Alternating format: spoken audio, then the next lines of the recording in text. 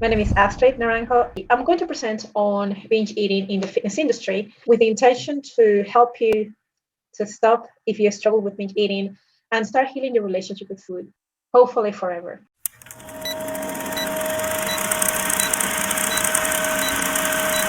So in this presentation, we're going to cover quite a few things. Let's go through them just very quickly before we actually get into the topic.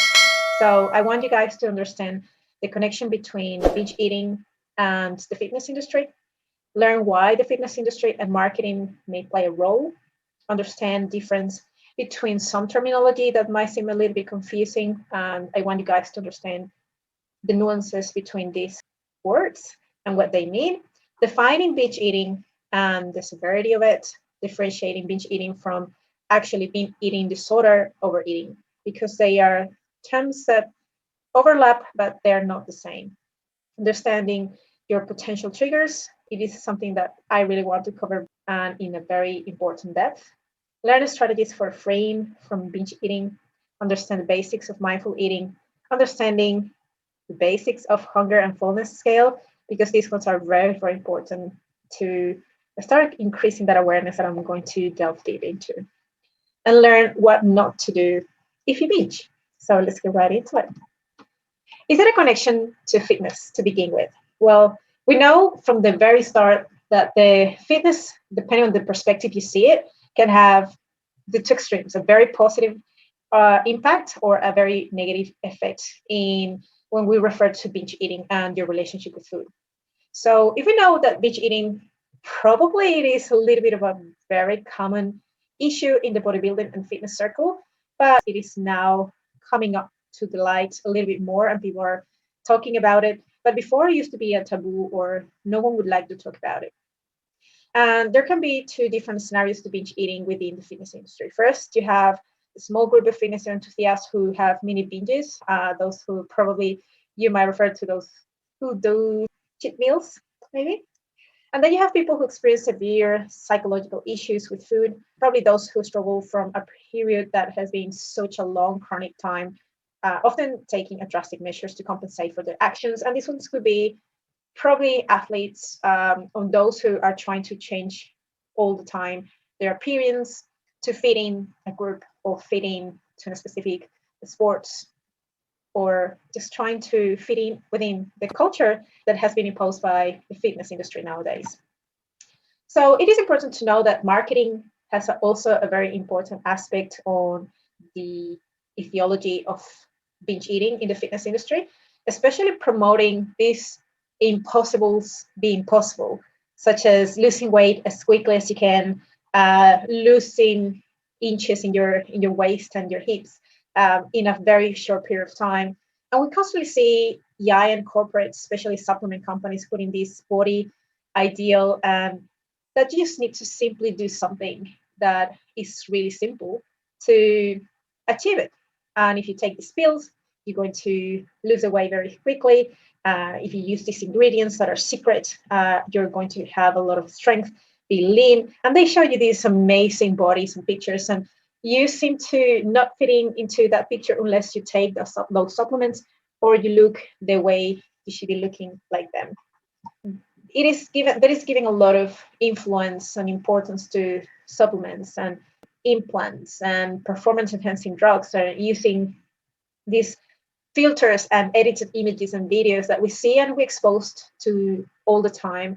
And nowadays that we see TikTok, Instagram, Twitter, ads in the TV, ads in when we're driving. There is so much we see just to let us and drive us to wanting to have and be part of that circle, especially if you're not necessarily alike or you don't have that body that seems to be shown in these ads. It seems a little bit frustrating, but at the same time, it might invite you to try to want to look like those rather than accepting or understanding where you're at on your own journey and what do you really want to do for your own journey. The other thing that is important that I really like to talk about and show you guys is that there is a lot of emphasis on appearance. I really find that there's a lot into dysmorphia, body dysmorphia, anorexia, bulimia, and that doesn't seem to be very understood. And I think this is not even close to have the attention it needs.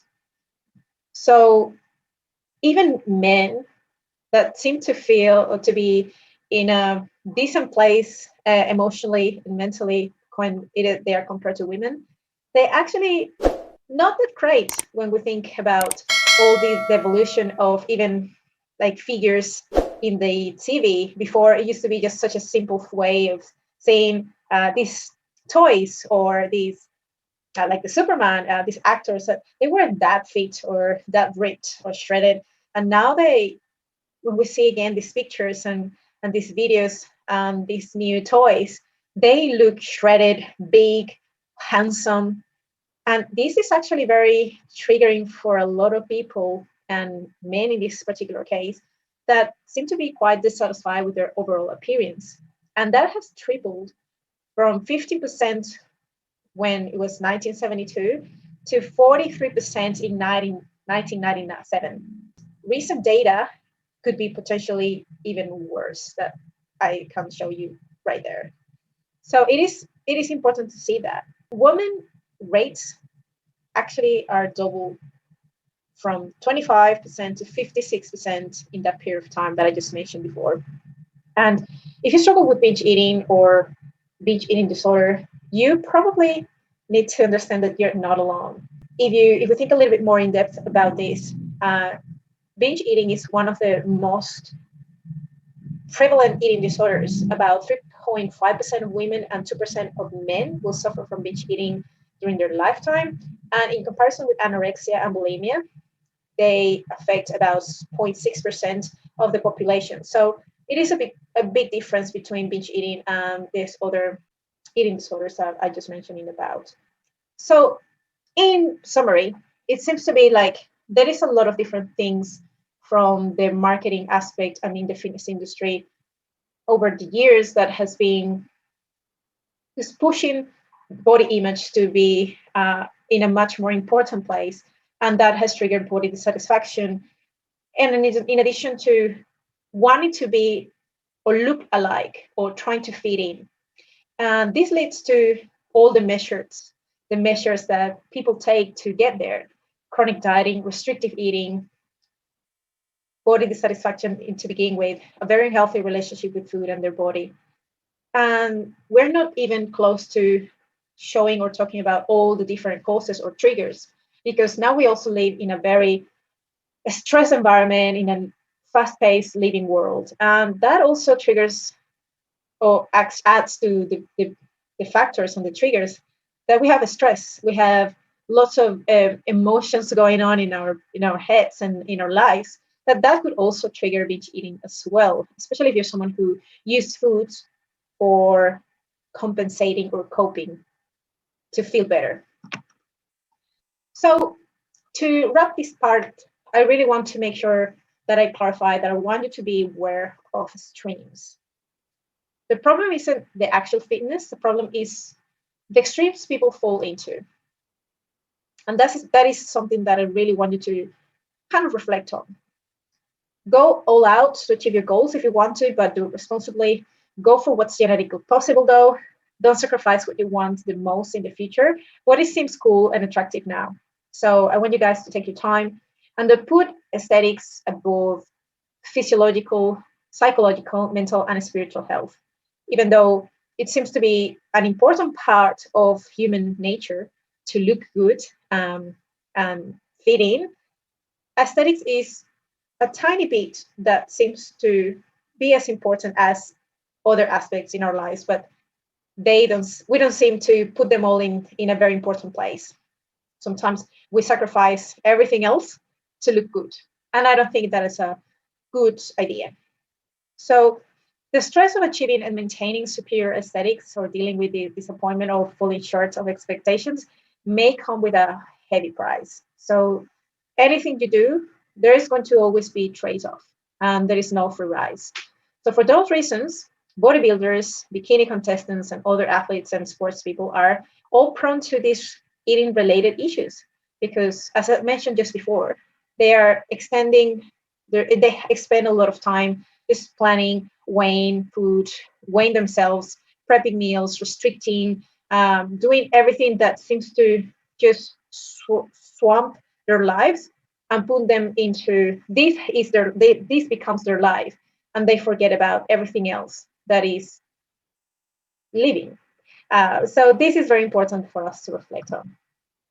So let's clarify some terms that I think it is important for us to mention. I want to give credit to Jake Linardon, Michelle May, and other sources that I really found. They provide a lot of information and in-depth if you want to go and read more about those. So let's talk about this difference. So emotional eating versus binge eating. So not only is there an overlap, but there is also a lot of confusion. What is emotional eating? Quite simply, emotional eating is exactly what it sounds like, using food to regulate emotions. In other words, attempting to manage your mood with food. Emotional connections to food are normal. As human beings, we connect to food in so many different ways in our lives, and especially in so many significant moments. We eat to socialize, express love, have fun, serve the heart, reward ourselves for a job that we did really well. And there's nothing wrong with that. Emotional eating is normal, okay? It becomes a problem when it evolves into a primary way to cope with something or avoid feelings. So maybe you're stressed, maybe you're lonely, maybe you're bored, you're anxious, you're sad. All of these negative feelings become something so unpleasant.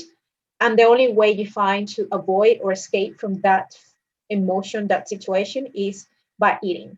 So when your habit is to use food to numb these feelings instead of paying attention or trying to understand the cause behind those, that's where these emotions actually become a problem, or this emotional eating is not positive anymore.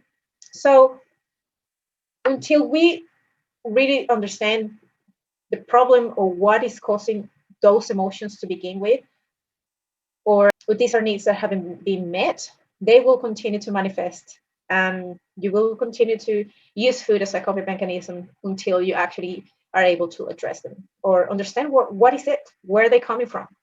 Now, binge eating, on the other hand, it's true that emotional eating can lead sometimes to binge eating, but not all the time.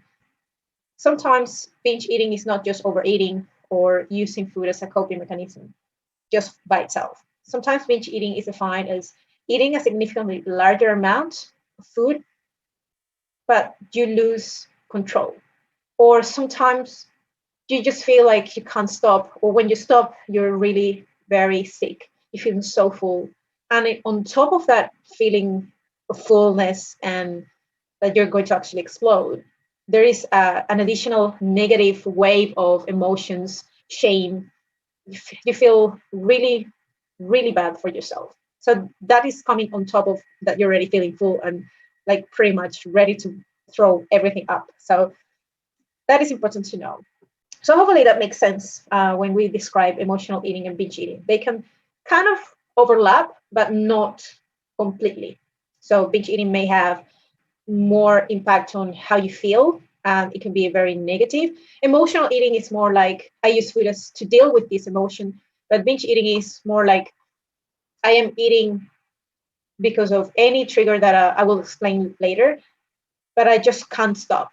And after you have stopped, probably it's a little bit too late and you feel really, really sick and you feel guilt and shame. And there is a really bad rap that kind of triggers a vicious cycle that pretty much seems endless.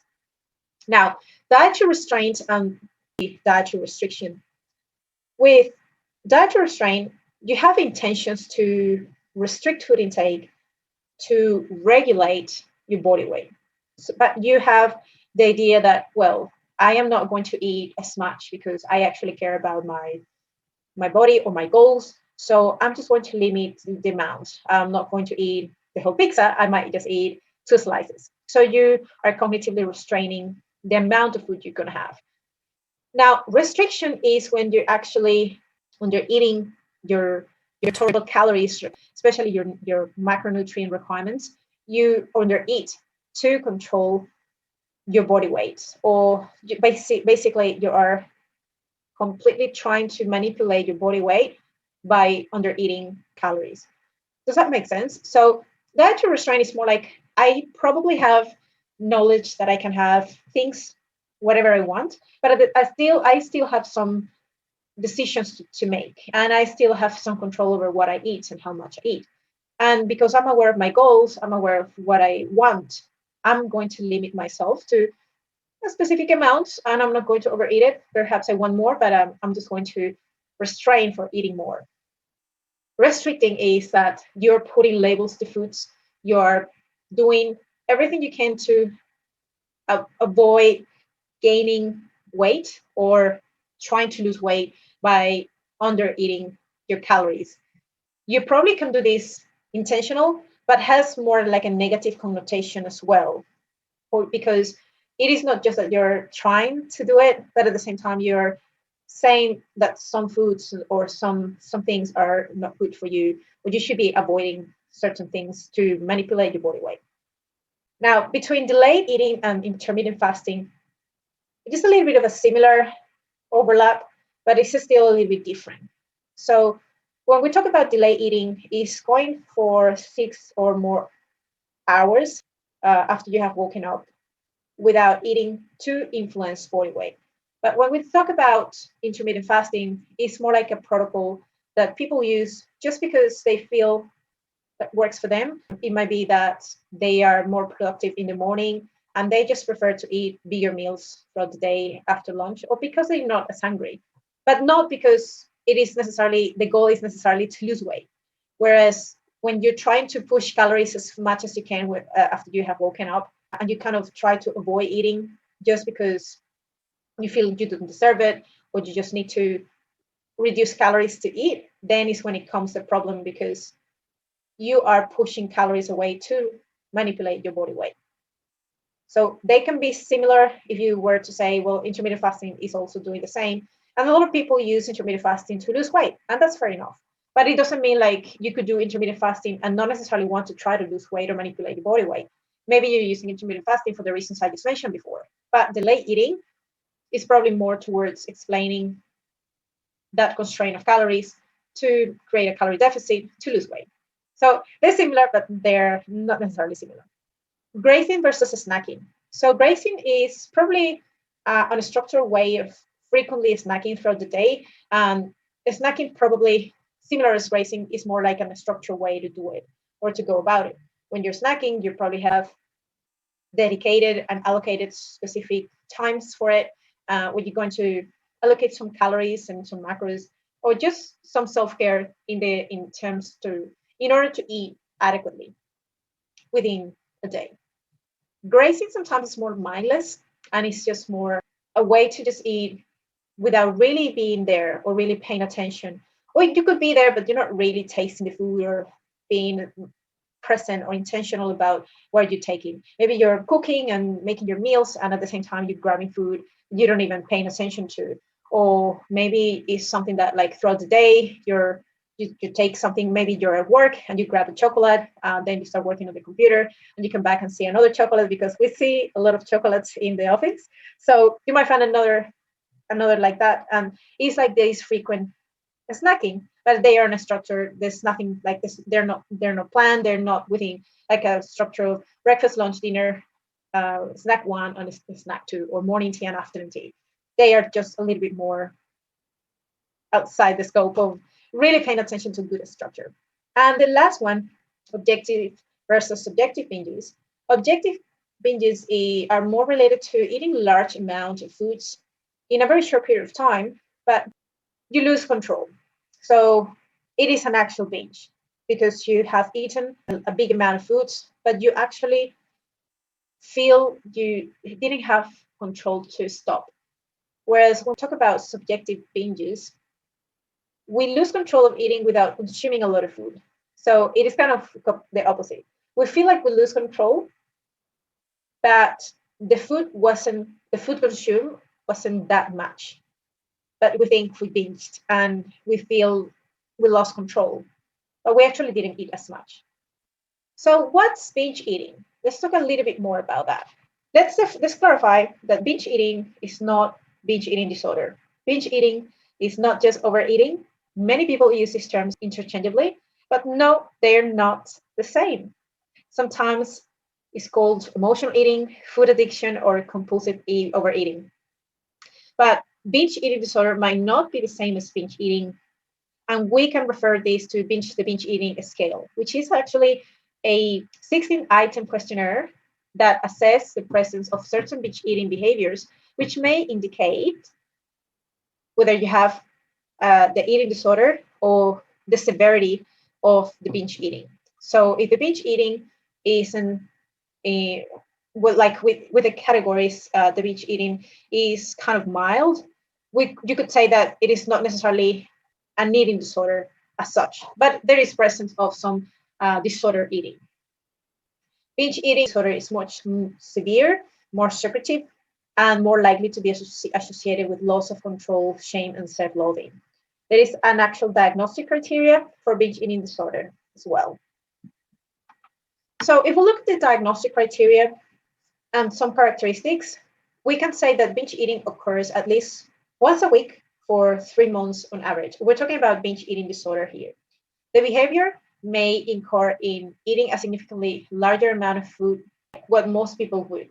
Feeling of losing control, feeling like you can't stop or you have no control over how much you're eating. There is an associated at least 3 of the followings. You're eating faster than normal, you're eating until you feel uncomfortably full, eating large amount of foods even though you're not physically hungry, eating alone because you feel embarrassed by how much you are eating, feeling disgusted, depressed, or very guilty after eating. In addition to that, there is some marked distress about binge eating, usually triggered by a negative event, experience, conflict, frustration, emotions, and much more. The food eaten may be predictable, consisting of probably of highly palatable foods, and the behavior can affect body image even further. So if you overate, you probably didn't binge nor have a binge eating disorder. But it doesn't mean that it should be always okay. For example, when we talk about overeating might be considered normal, especially if the food is so good, it tastes good, and you just want to have more. That's okay. But if it's always like that, then it's not okay. Especially if there's a point that it might affect your body image or your body composition, and then your body composition, because of those changes, then leads to poor body image. So going back, do you feel in control when you're overeating? And you also could stop if you wanted to. You don't feel shame or guilt, or like you don't have any crappy feeling of like, oh, I just overate so much, I feel so bad. You actually sometimes it's like, oh, okay, I just ate a lot and I feel full, but you kind of move on and you just don't linger around that feeling. And it's much less predictable. You just might overeat sometimes and on anything. And it's not necessarily highly palatable foods. Sometimes you probably are, if you're dieting, sometimes you're so hungry that you're overeating even in healthy foods. Like sometimes I'm so hungry that I could eat 2 bags of cauliflower rice, cheese, cottage cheese, and I can eat a lot of it. And I could consider that sometimes I overeat. But that doesn't mean like I am binging or like I am feeling that I'm losing control over it. But I could feel like actually I'm eating more than my normal sensation, or I could just have stopped a little bit earlier, but I want to eat more. So it's my decision. Hopefully, that explains the difference between binge eating and overeating.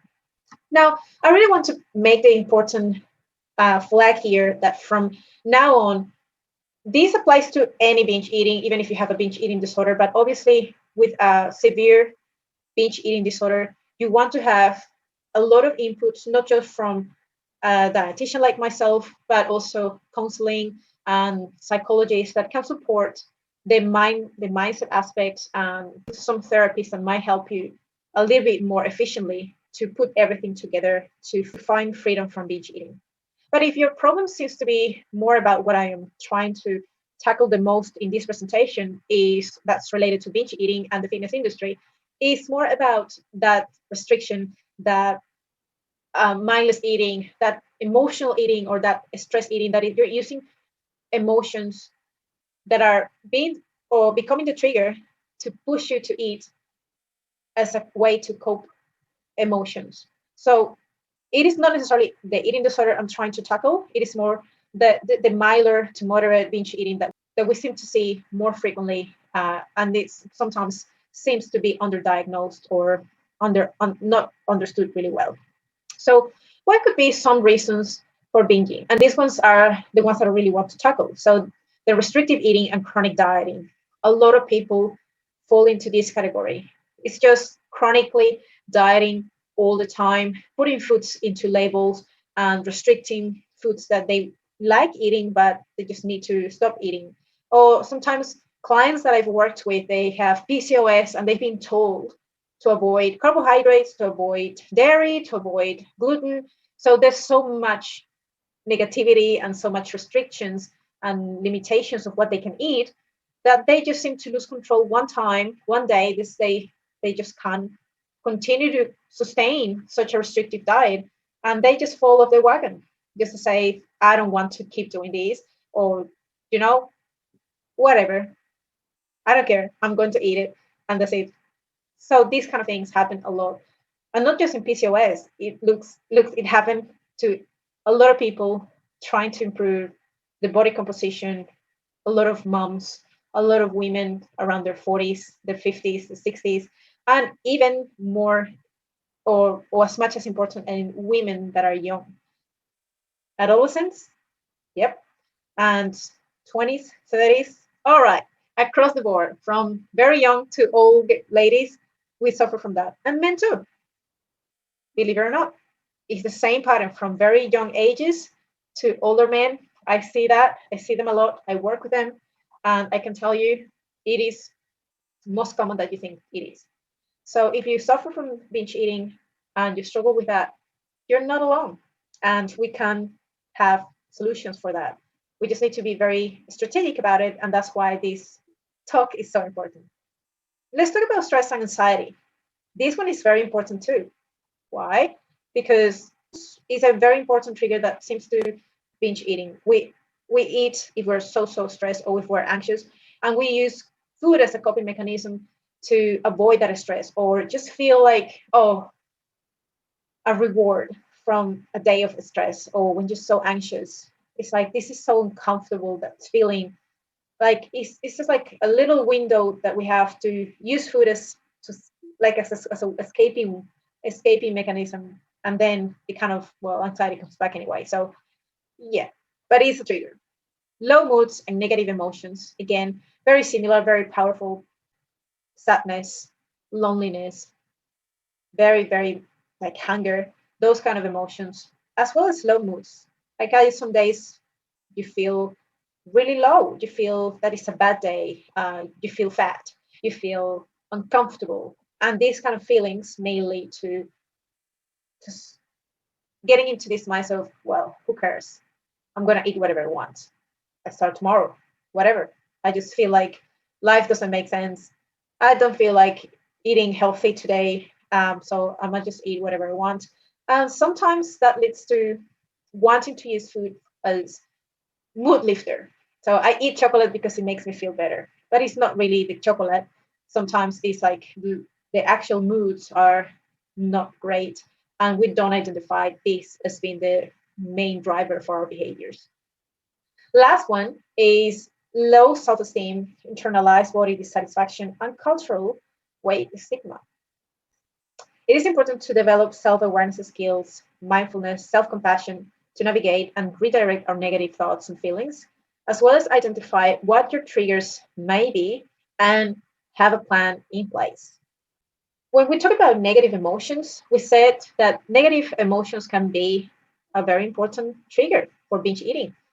Knowing what your emotions are, why they're a trigger that could be causing a binge is the first step to get better and freed from binge eating.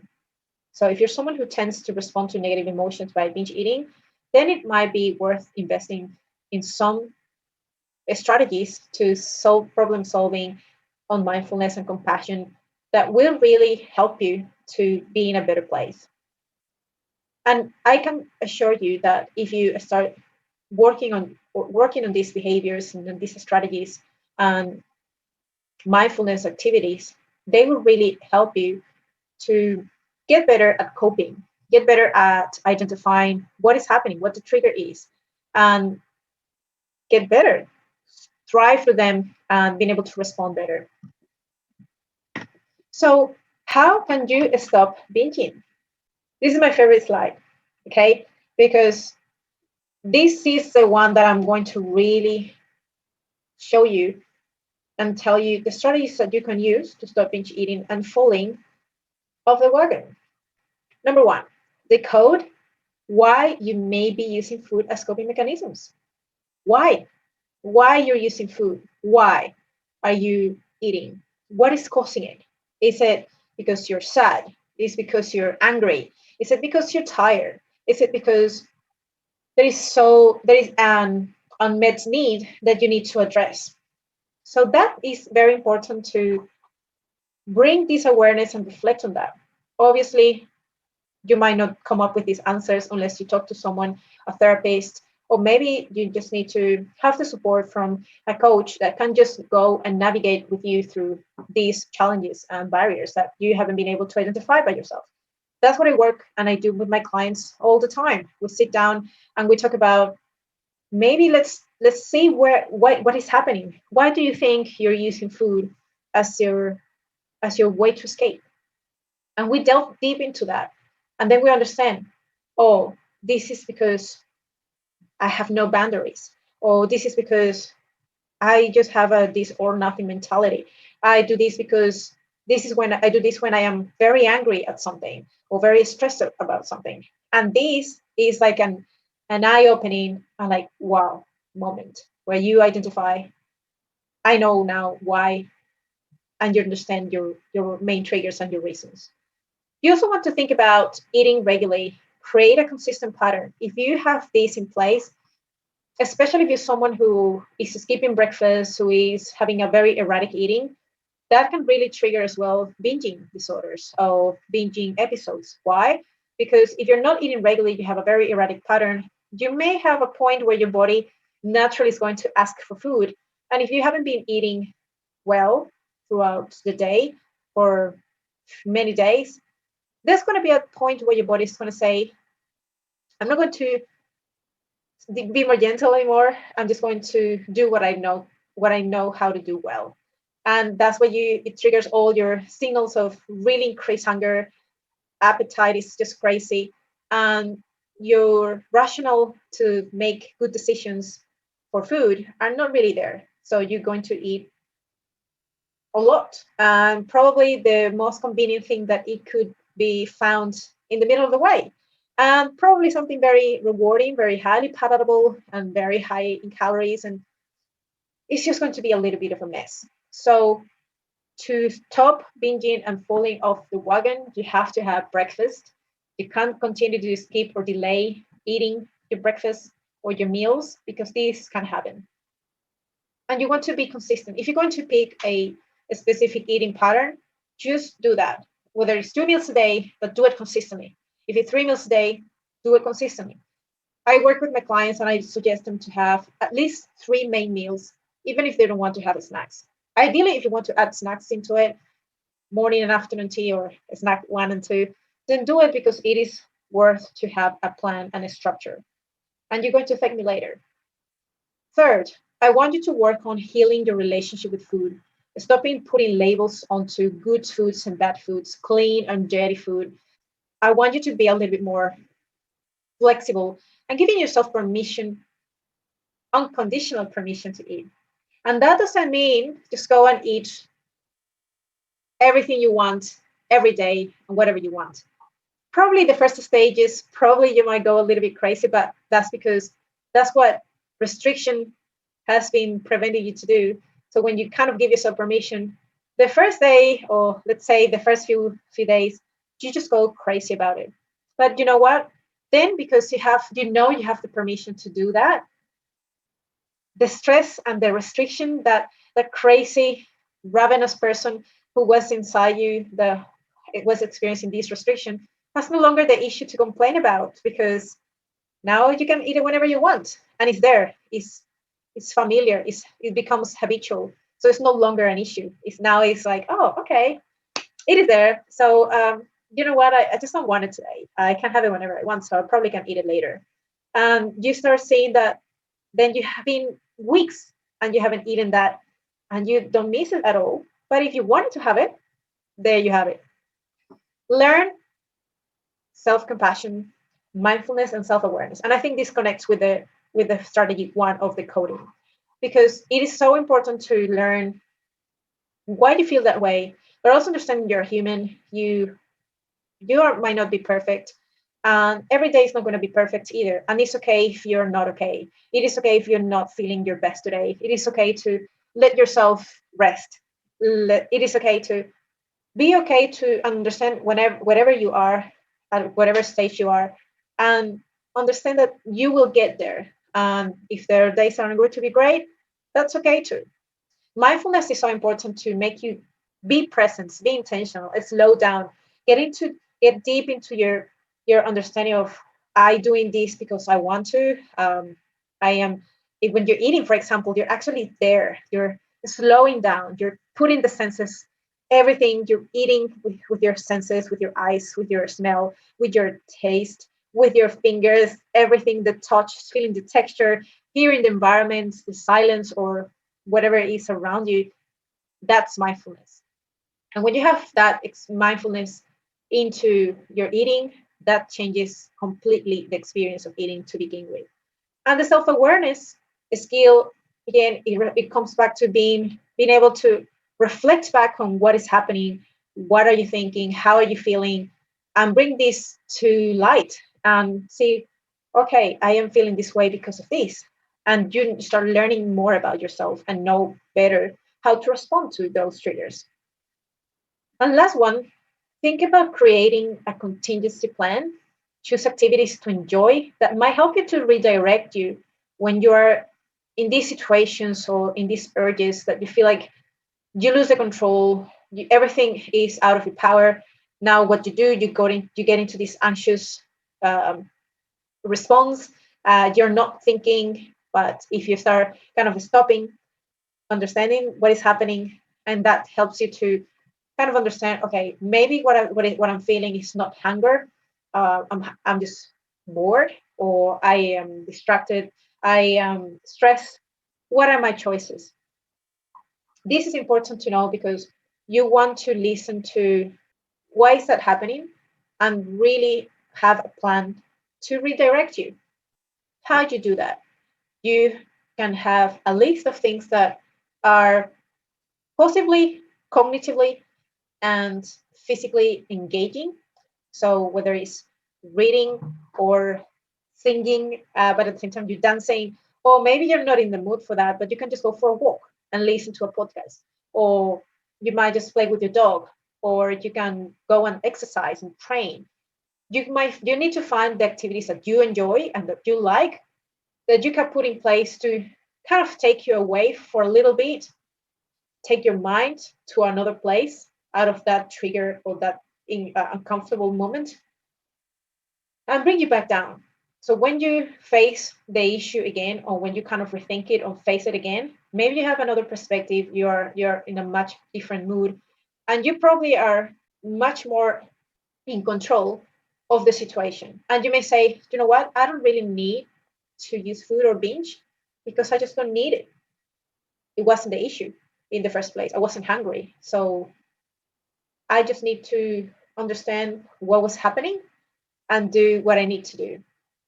And maybe you just need to move on. And another thing I really like to talk about is, and I heard this from Michelle May from the Mindful Eating Cycle, and she really talks about giving names to your binge voice, to restrictive voice, and self-care voice.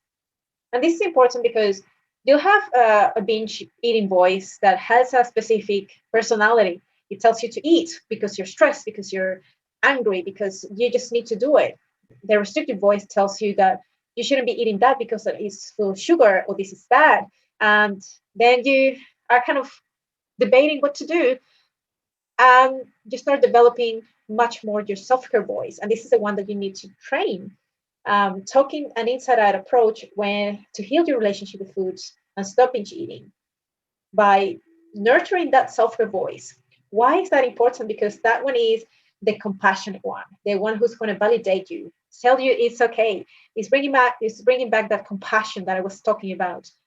So when you identify these three voices, you really can have much better control. Oh, this is my binge eating voice.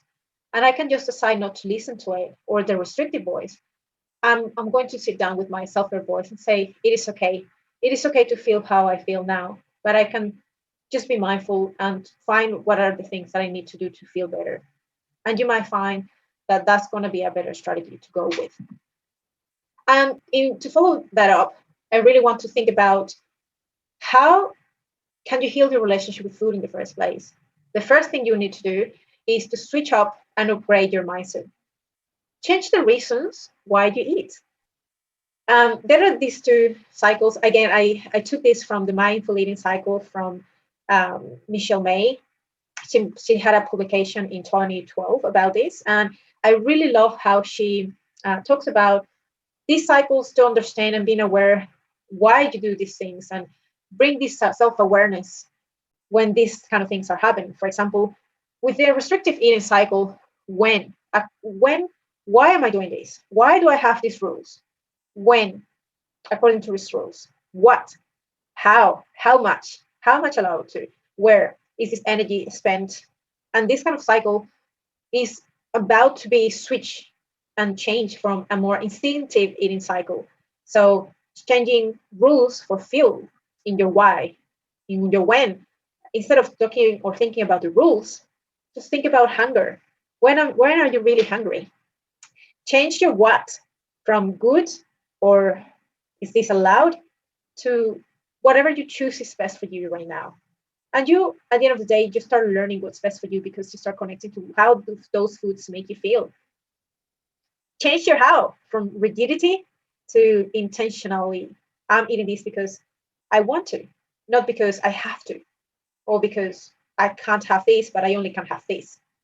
Change your how much from I only allow to have this much to saying I'm eating enough because I want to satisfy my hunger. Because to begin with, you're eating because you're hungry, not because you're bored. So that also changes the story. And where your energy is spent, rather than using your food to spend it on burn it off because you ate something and now you need to burn it off to spend more energy because of that restrictive eating, you feel like you don't deserve to eat. Now that changes to I'm living my life and I can do this and I just use this food to live. So hopefully that makes you really, really important point about switching and upgrading that restrictive mindset to a more instinctive, permissive, compassionate mindset. And I wanted to show you this true story about a client that he's about to graduate from my coaching program. He's been working with me for about 6 months, and he came to me with issues with binge eating. And he's a fairly young guy. He's about 23 years old, and he's a guy. He's not a girl. And to just kind of summarize everything, he's been able to implement all the strategies I just went through before. So these ones, we have worked through all of these strategies, step by step, slowly, understanding that it's okay to fail. Sometimes it's okay to just go backwards. But if you are aware that you can do better and that you're on the right track, and that sometimes it's going to be good, sometimes it's not going to be as great, and being aware that that's normal and that's okay, that is going to make you successful at the end of the day. And this is basically what he's summarizing. He's no longer needing to binge anymore. His control is so incredible, and this control comes because he is aware and he's truly comfortable of implementing more self-talk, talking to himself about the foods he wants, and giving himself unconditional permission to eat. And we've been working so deep into managing his body image, his relationship with food, why he needs to eat, and why he should be having a good structure, a good self-care practice, and all of these things play a big role in his progress and how well he's doing right now. So lastly, I really want to touch on very quickly on mindful eating. Why is mindful eating important?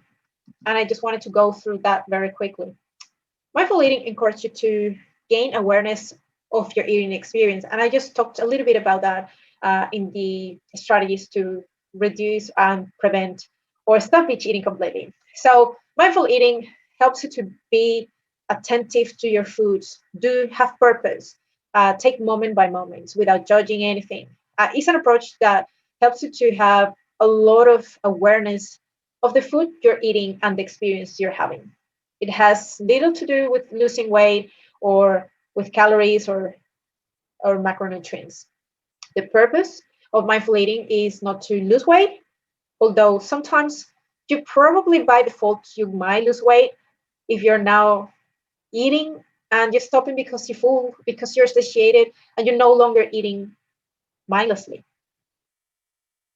The intention really is to help you savor the moment, be present in your fullest, and have a really deeper interconnection with your eating experience. What are some attitudes associated with mindful eating or when you live mindfully? You don't judge, you have patience, you go slow, you have that explore mindset of the beginner mind, acceptance, non-striving, trust, and letting go. Another thing that is part of that experience of mindfulness is learning to identify your hunger and fullness. And the scale is a very useful tool that kind of teaches you these principles of understanding what are your hunger and fullness levels before, during, and after eating. This can help you identify your hunger cues, observe how different types and amounts of food affect you and your body, and helps you recognize when the urge to eat has been triggered by something other than hunger. So it can be very, very useful to understand the fullness and hunger scale and really start developing these skills on reading your body and your internal cues. When we think about this mindful decision making, eating it or not, you have a few options. You might not know why you make certain choices, but there are always reasons you do what you do. In fact, each day is composed of series of conscious and unconscious mini decisions that lead you to make a specific action that will lead to a specific result. Even doing nothing sometimes is a choice to stay the same. So option one, eat the food anyway. When you ask yourself, am I hungry? Probably I'm not hungry, but I'm going to eat it anyway. Your first option is to go ahead and eat it anyway. Yes, that is one of your options. Even people who eat instinctively sometimes eat or overeat when they aren't particularly hungry because of a special occasion, because the food looks really good or tastes wonderful, or because simply it's convenient. They just don't put or do it all the time. It's just something that is occasional.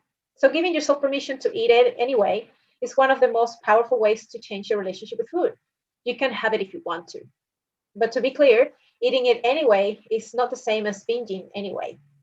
When you weigh the advantages and disadvantages and make a conscious decision, eating anyway is less likely to drive you to binge eating cycle or force you into that restrictive eating pattern or cycle that we just talked about before. This one.